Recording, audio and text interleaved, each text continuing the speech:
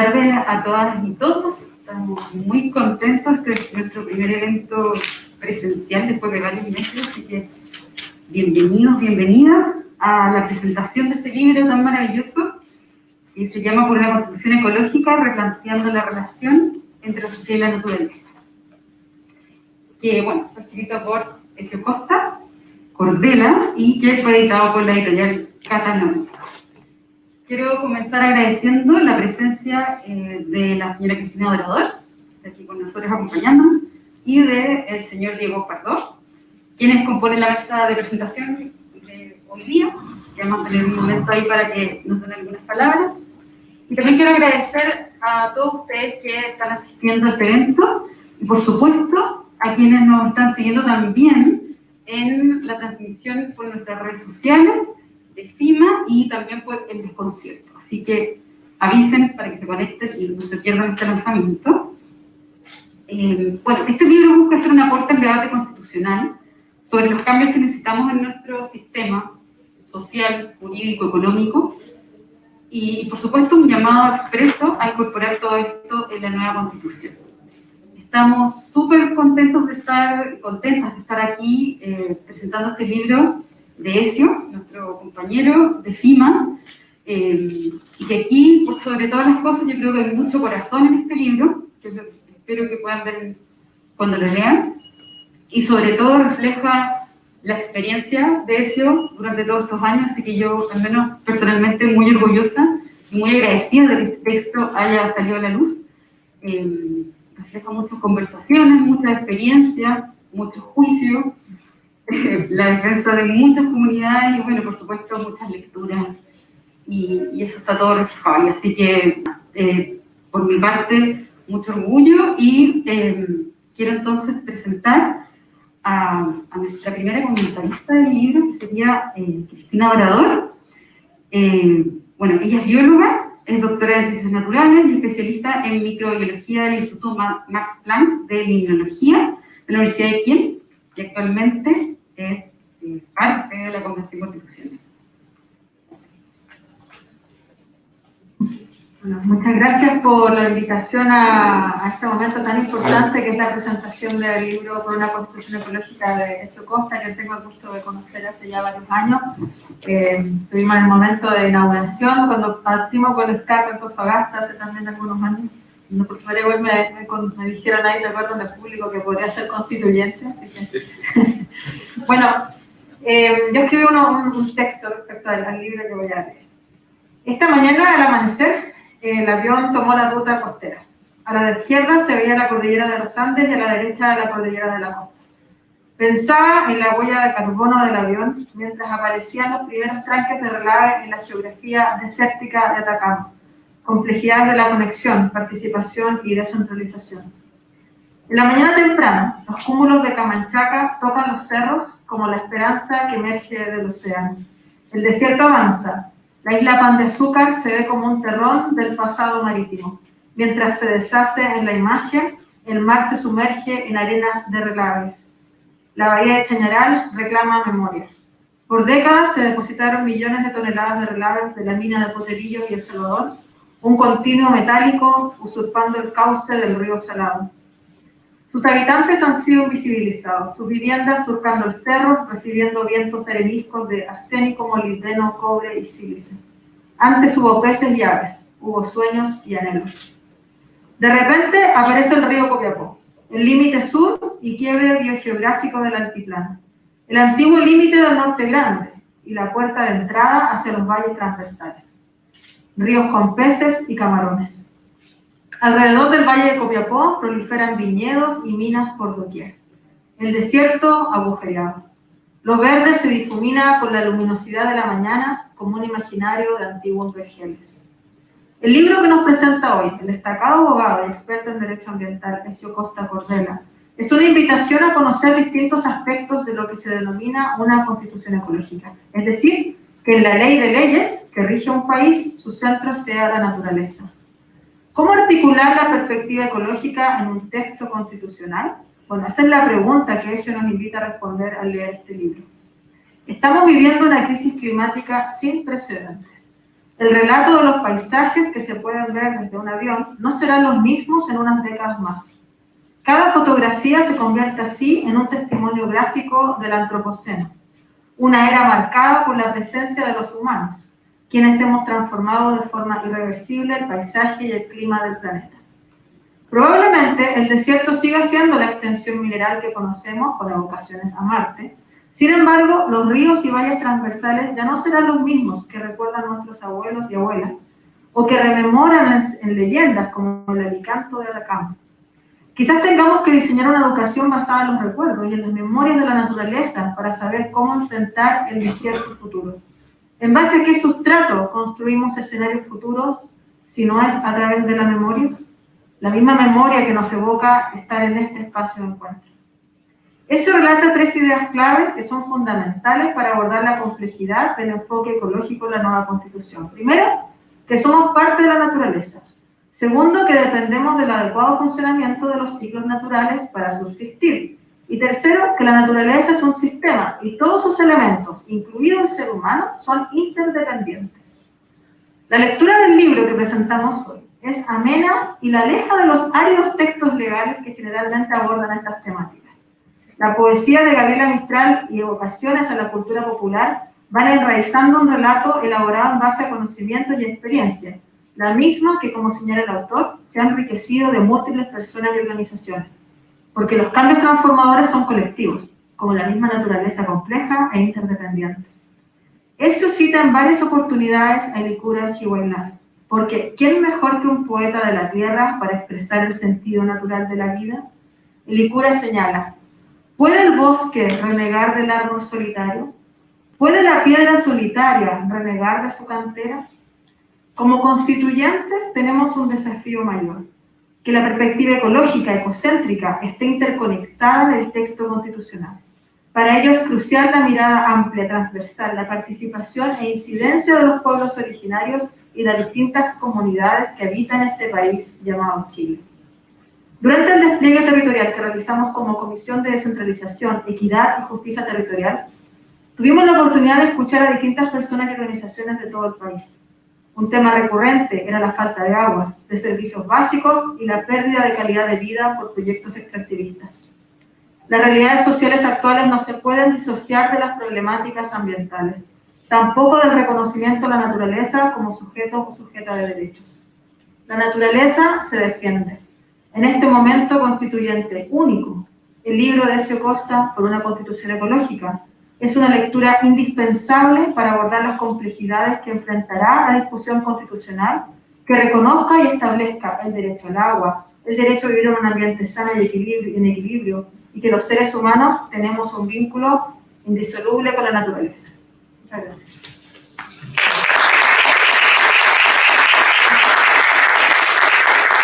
Gracias, Cristina, por tu comentario. Y ahora quiero dejar la palabra a Diego Pardo, abogado y doctor en Derecho por la Universidad de California, Berkeley, y profesor asistente del programa de Derecho Económico de la Facultad de Derecho de la Universidad de Chile. Hola, ¿qué tal? ¿Se escucha? Sí. Bueno, primero que nada, gracias por la invitación. Fue un poco intempestivo. El libro lo leo ayer.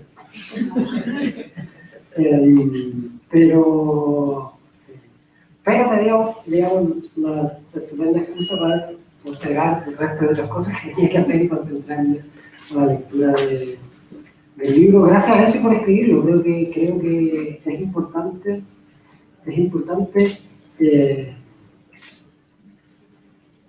que nos demos el tiempo de desarrollar nuestro propio argumento con el rigor que supone, digamos, el formato escrito, que es más riguroso. Simplemente expresar lo que pensamos en una conversación o en un foro. A los profesores siempre nos toca, a los profesores universitarios nos toca la extraña de tarea de cuando presentamos un libro hay que hacerle algunas críticas. Así que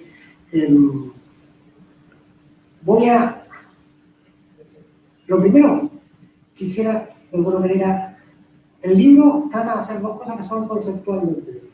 Primero trata de convencernos acerca de la conveniencia proteger o incluir la idea de conservación dentro de la Constitución, y después nos trata de proponer ideas sobre cómo hacerlo.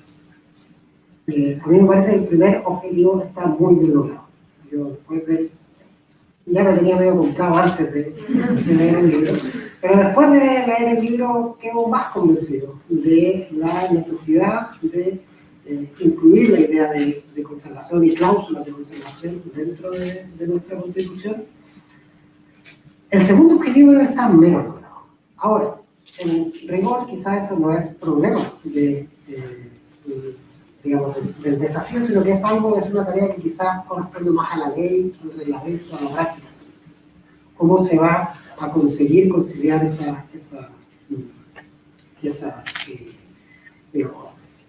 cómo la práctica constitucional va a conseguir que el ideal de conservación se transforme en una realidad legislativa, en una realidad administrativa y también en una realidad para las personas que viven en los distintos países? Desde el punto de vista de los argumentos para proteger el medio ambiente, propone 3. Y hay un párrafo en la página 20 que creo que lo resume de manera bastante clara, donde dice: no tenemos efectivamente control sobre el medio ambiente, sino que necesitamos proteger los ecosistemas para protegerlos a nosotros mismos, a quienes nos sucederán y a la naturaleza misma. Estas son de alguna manera los 3 grupos de razones que presenta Arecio para incluir el ideal de conservación en una Constitución. El primero de ellos se relaciona, por así decirlo, nosotros mismos, en una idea de igualdad de nosotros mismos. Él lo tiende a enraizar con una idea de justicia territorial. La mayor parte de los ejemplos del libro está lleno de ejemplos de historia nacional. La mayor parte de ellos creo que se relacionan con esta forma particular de justificación, que es lo que él denomina la justicia territorial. Y, digamos, por eso la mayor parte de las historias y de los ejemplos que establece el libro tienen que ver con zonas de sacrificio y con los problemas asociados a las zonas de sacrificio. El segundo de estos objetivos es el que a mí, de alguna manera, más me persuadió, que es el de la justicia intergeneracional, el de la incapacidad de las instituciones del presente para representar a las generaciones del futuro. Eso tiene una tradición constitucional, digamos, hay una serie de instituciones, y voy a tratar de dibujar una analogía en un momento con ese momento. Y el último argumento, a mí me parece que es quizás el más conflictivo, que es el argumento no instrumental, que es el argumento de proteger a la naturaleza con independencia de su función para la humanidad. Y creo que es el más conflictivo porque es el menos jurídico de los argumentos. Y por lo tanto es más complejo de instrumentalizar dentro de una herramienta jurídica. Me parece que es un argumento muy plausible para un debate político y para un debate sobre qué es lo que queremos como sociedad, pero me parece que es el menos jurídico de los argumentos. Y quizás que tiene menos espacio de enraizarse como un valor constitucionalmente protegido. La justicia intergeneracional, ¿por qué tiene su tradición dentro de la Constitución? Las constituciones, en una dimensión al menos, se conciben como pactos intergeneracionales. Cuando una vez me tocó enseñar esta parte en la Facultad de Derecho, siempre decía, bueno, el reglamento, la potestad reglamentaria, lo que hacen los gobiernos cambia dentro de un mismo gobierno, cambia de un ministro a otro. Tú cambias un ministro y ese ministro va a cambiar los reglamentos, quizás. Las legislaciones cambian entre gobiernos. Cuando uno elige un gobierno, típicamente cuando elige a un poder ejecutivo, un poder legislativo, típicamente lo que elige es una plataforma legislativa. Cuando los presidentes se presentan, o las presidentas se presentan sus candidaturas, típicamente presentan propuestas legislativas. Entonces es algo que cambia entre un gobierno y otro. Las constituciones están destinadas a durar varios gobiernos. Y en ese sentido están destinadas a unir a generaciones distintas. El típico argumento de la intergeneracionalidad es el argumento de las finanzas públicas, que es mi defecto personal, porque eso me digo yo. Y por lo tanto, la idea de que la deuda pública o el gasto público requiere una institucionalidad especial, se relaciona con que los países no pueden endeudar a las generaciones futuras.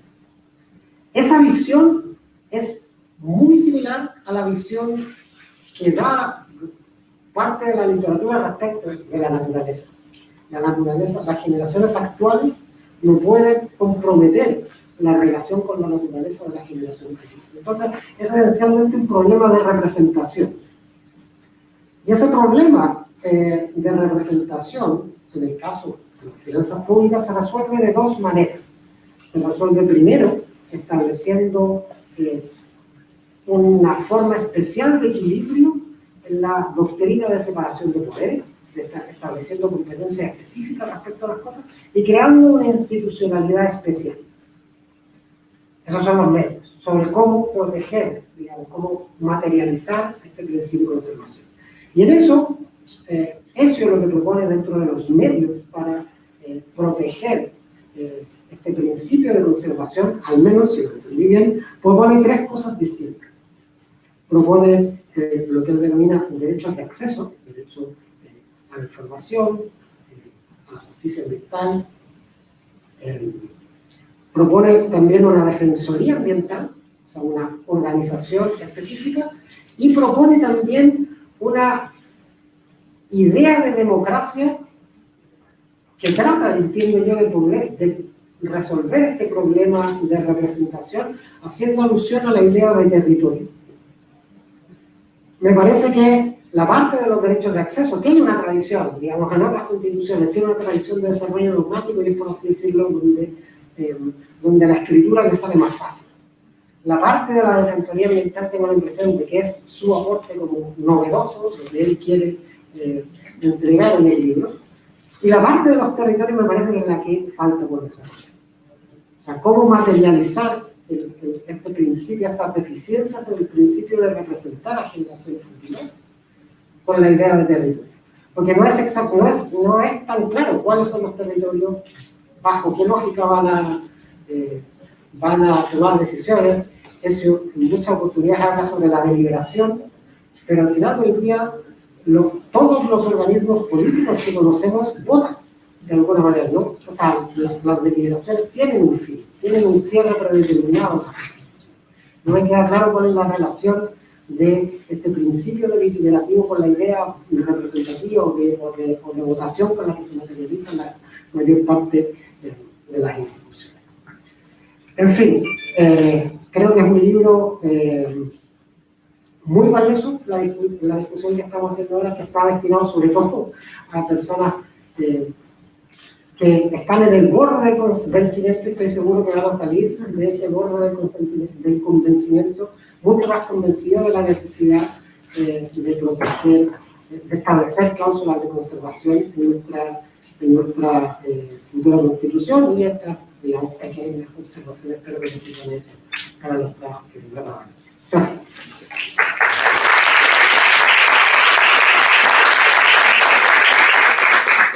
Muchas gracias, Diego. Y bueno, finalmente quiero dejar con ustedes a Ezio Costa Pardela, abogado, también máster en Ciencias de Regulación del CIN y es doctor en Derecho de la Universidad de Chile. También es profesor de Derecho Ambiental, es investigador del Centro de Regulación y Competencia, es director ejecutivo de FIMA y autor de Gracias, Gabriela. Bueno, hola a todos y todas y muchísimas gracias por estar aquí y acompañarnos en este momento. Gracias Cristina, gracias Diego, se pasaron. Quiero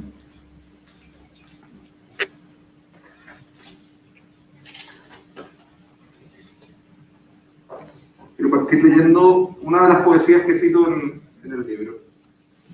Una poesía muy breve de Elvira Hernández, que dice: es un placer inmenso la contemplación de una jaula vacía.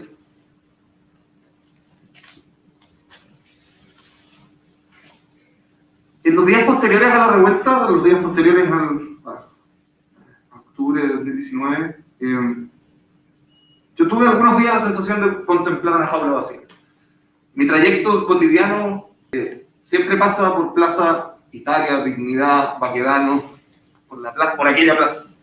Y tuve la sensación durante algunos días, incluso grabé unos audios para recordármelo en el futuro, de que estábamos en un momento de libertad, de alguna forma, de liberación, de esta jaula, ¿no? Y al poco andar se firmó el acuerdo por la nueva Constitución, y creo que a los 2 o 3 días ya estábamos hablando en FIMA de una Constitución, que en ese minuto no se llamaba Constitución Ecológica todavía, Constitución medioambientalista, no me acuerdo cuál era el primer nombre. Busqué los primeros documentos, encontré el primer PowerPoint que hice sobre esta materia, del 28 de noviembre del 2019, y se llamaba Constitución y Medio Ambiente. Una presentación que hicimos en un bar por acá en Brasil, no sé si se acuerdan, todavía se podían hacer presentaciones en bar. Y el primer borrador de este libro es de mediados de diciembre del 2019. ¿Por qué fue tan inmediata esta cuestión? Porque, bueno, ONG FIMA lleva muchos años trabajando en el derecho ambiental y llevamos muchos años también trabajando en lo constituyente. El proceso constituyente no partió ahí, para mí, partió mucho antes. Y teníamos discusiones y elaboramos documentos en el 2016, en el 2017, en el 2018. Incluso tengo una publicación que nunca he visto, porque don Sergio Fuenzalía, si me está viendo por el streaming, mándeme el libro, porque me invitó a publicar algo en 2017 y nunca me mandaron el libro, que fue la primera vez que hablé en una publicación sobre la necesidad de modificaciones en una constitución para efectos de abordar bien la protección ambiental. Y durante el 2020, empezamos la campaña inmediatamente. Empezamos la campaña de tener un cambio constitucional que considerara el medio ambiente. Veníamos de todo el trabajo de la COP, que no fue, pero todo este trabajo, toda esta necesidad de ver cómo la sociedad estaba reaccionando frente a la crisis climática y ecológica. Y entonces parecía evidente que la nueva constitución, que iba a ser una constitución que todavía no se llamaba ecológica, pero que se empezó a llamar ecológica por ahí por enero, febrero, en una conversación con Josefina Correa, que no sé si llegó, pero con Josefina Correa y la gente de FIMA también, y dijimos, ya, Constitución Ecológica debiera ser el nombre. Y seguimos trabajando. Y durante el 2020 hubo minutos en que en verdad creí que me estaba volviendo loco, y Victoria así me lo hizo saber también, porque literalmente era todos los días hablando de constitución ecológica en distintos espacios con distintas personas, en un proceso que no sé bien cómo explicar esto, pero este libro contiene muchas ideas de muchas personas. Lo mío en este libro quizás es la manera de expresarlas, pero las ideas definitivamente no son mías.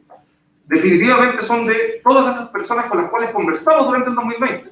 Hicimos charlas regionales, que iban a ser regionales reales, pero terminaron siendo por Zoom, y tuvimos un grupo de discusión en la Sociedad Civil por la Acción Climática, hubo discusiones con académicos, hubo escritura de un montón de artículos académicos también, entre ellos uno que espero solucione la duda de Diego, que también es mi duda, pero en un libro que espero que salga luego, hablamos de cómo hacer en los territorios participación ciudadana para una constitución ecológica, un libro que va a salir con el programa de doctorado de la Facultad de Derecho.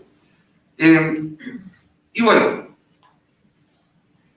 toda esta locura mientras escribía este libro. Y este libro no para redactar las cosas que tienen que haber en una constitución. Malamente podría yo decir que tiene que haber una constitución. Sino para efectivamente convencer. De hecho, las últimas frases del libro, y les spoileo, pero no importa, dicen que el libro es una invitación a ser un activista por la constitución ecológica. Esa es la invitación del libro. Usted que leyó este libro, si le interesa el tema, espero que al final del libro, y si soporta su lectura, termine diciendo, necesitamos una constitución ecológica, con cualquier otras instituciones distintas de las que quizás yo pude explicar acá y que son el fruto de la discusión de muchas personas. Pueden ser otras, y puede haber muchas más mentes creativas que pongan muchas mejores cosas en una constitución ecológica. De por cierto, los y las constituyentes que nos acompañan y que van a tener ese trabajo y que han tenido además un espíritu en general de recepción muy abierta de las ideas que la ciudadanía tiene respecto de este tipo de problemáticas. Ahora, ese convencimiento, yo intento que ese convencimiento sea un convencimiento porque precisamente no le hallo ningún sentido a que tengamos ninguna institución que no sea fruto del convencimiento colectivo. Es el sustrato mínimo de la democracia, que si vamos a tener una constitución ecológica, eso sea porque queremos tener una constitución ecológica. A pesar de que yo crea que es éticamente lo correcto, a pesar de que yo sea lo que he trabajado, o lo que muchos de ustedes han trabajado, la única ganancia real es que hay un convencimiento colectivo de que necesitamos una constitución ecológica. Y en eso trato de ayudar. Y ojalá vengan muchas otras cosas más. No mías, de mucha gente. O sea, necesitamos a mucha gente activa diciéndole, convenciendo y conversando sobre la necesidad de tener una constitución ecológica. Pero la necesidad de cambiar nuestras estructuras. Porque eso finalmente es cambiar nuestras estructuras. No es un convencimiento moral. No quiero un convencimiento moral. Yo no considero que sea una buena manera de convencer, no considero que sea una buena manera de interpelar al cambio esa idea de, bueno, no sé, no debes usar nunca más un automóvil, entonces yo solo camino y tú que no caminas eres malo. No, todos vivimos en una sociedad donde lamentablemente el automóvil es una parte de esa sociedad. La estructura social de alguna manera no nos obliga, pero nos guía, nos incentiva a usar en algún minuto esos medios de transporte, en algún minuto a quemar combustibles fósiles. Y la idea es que esas estructuras impidan eso, o lo aminoren lo más posible, sin dejar de satisfacer nuestras necesidades, sin dejar de proveernos de bienestar, pero dejando de destruir la naturaleza. Y eso es un desafío gigantesco, es un desafío, de hecho, esto me lo dijo Javier Simonetti, lamentablemente no puedo venir hoy día, pero Javier Simonetti y Gabriela Burdine fueron mis revisores del libro, y les agradezco también muchísimo a ellos, a Gabriela y a Javier. El libro abre con la necesidad de, con las razones por las cuales hay que tener una constitución ecológica, después como que transcurre sobre algunas instituciones y cierra abriendo de nuevo. Cierra diciendo, bueno, y cuando tengamos la constitución ecológica, que yo estoy absolutamente convencido que la vamos a tener, va a haber que empezar a otras estructuras cambiarlas también. Y eso es complejísimo. Más complejo incluso que cambiar la constitución. Entonces, de nuevo, por eso es que el convencimiento es necesario. Y ese convencimiento, a ese convencimiento nosotros, no voy a decir nosotros, pero que nosotros, la gente que trabajamos en ONG FIMA, otras compañeras y compañeros ambientalistas, tampoco llegamos así como de la noche a la mañana. Es un convencimiento al que uno llega fruto del sinfín de frustraciones que vivimos. Del sinfín de frustraciones que vivimos nosotros y que vemos vivir a las personas, a las comunidades. Nos toca, lamentablemente, o afortunadamente, acompañar a muchas personas en su choque frontal contra todo tipo de estructuras que no están construidas de manera razonable, con estructuras sociales, políticas, económicas. No son razonables. Son razonables para quienes las impusieron, no son razonables para el resto de la ciudadanía de un país, de este país. Y vemos cómo esa frustración se come a las personas y cómo la gente se enferma por la contaminación y por el dolor emocional de la frustración. Se enferman, se mueren. En las zonas de sacrificio, pero no solo en las zonas de sacrificio. Varias de esas historias están ahí. Y uno que estudió Derecho, y que también esto lo compartimos varios de los que trabajamos en ONG FIMA, y no nos gustaba el Derecho, por lo menos hasta el momento de entender que servía para esto, le encuentra la gracia al Derecho cuando entiende que es una herramienta que puede ayudar a reconstruir esas estructuras. Y la Constitución es el elemento fundamental de esa reconstrucción de estructuras. Entonces, es el momento. Es el gran momento que tenemos como generación para efectivamente dejar el mundo mejor de como lo encontramos. Es el gran momento. Y eso merecía pasarse todos los días y volverse loco, si era necesario, escribiendo y hablando, y estoy convencido de eso y lo haría de nuevo más veces, ¿no?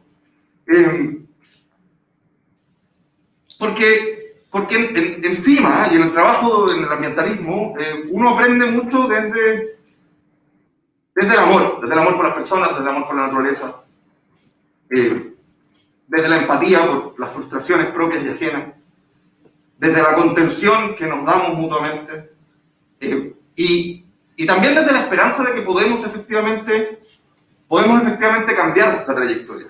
Esa es la esperanza que tenemos. Invité a Diego y a Cristina, originalmente a Fernando, pero no importa. Diego es un excelente, y voy a decir ahora por qué. Era el candidato, el primer candidato que tuve para reemplazar a Fernando.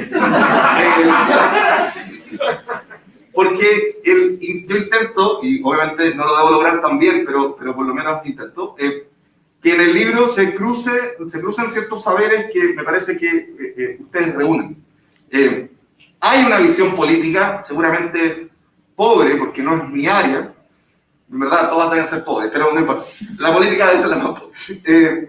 Hay una visión política, hay una visión filosófica, económica y de derecho, que yo creo que Diego encarna bien, o sea, entiende mucho mejor que yo estas áreas, y por tanto me parecía muy importante que lo viera.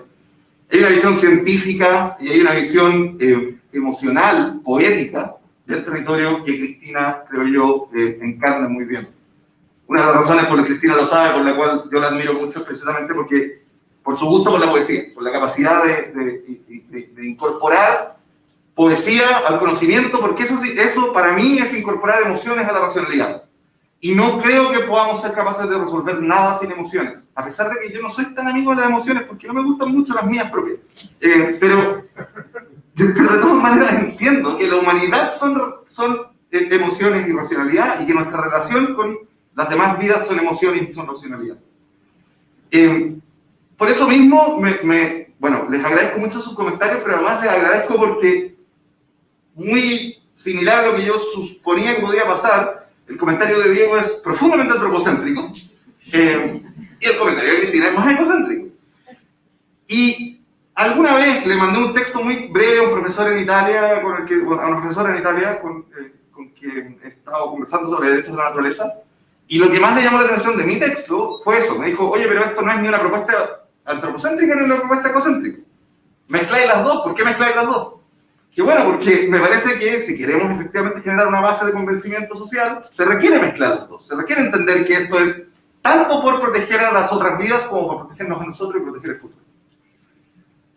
Me alegra mucho que haya quedado más o menos claro, al menos para ustedes, en la lectura de ese libro, y espero que para todo el resto así sea.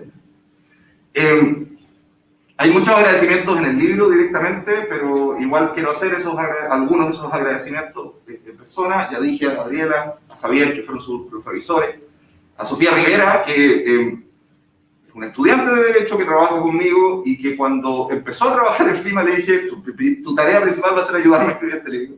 Y me ayudó muchísimo a escribir este libro. A Aurora Cudú, que me ayudó con algunos de los relatos, periodista, me ayudó con algunos de los relatos del libro.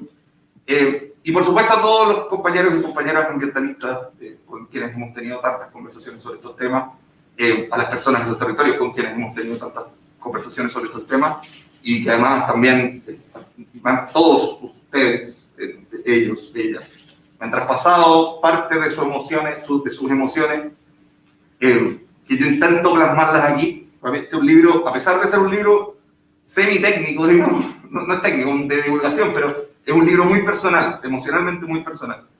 Y nada, ojalá les guste. Eso, gracias.